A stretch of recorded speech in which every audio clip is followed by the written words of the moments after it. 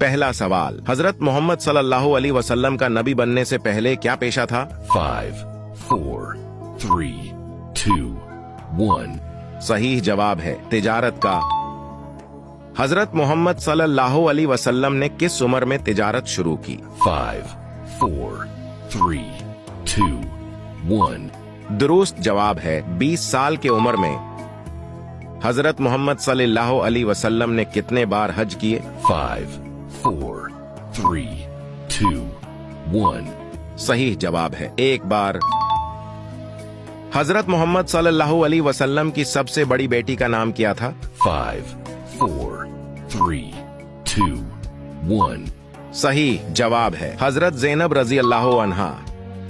हजरत मोहम्मद सल्लल्लाहु अलैहि वसल्लम के कितने बेटे थे? 5, 4, 3, 2, 1. इसका जवाब कमेंट में दो। देखते हैं कौन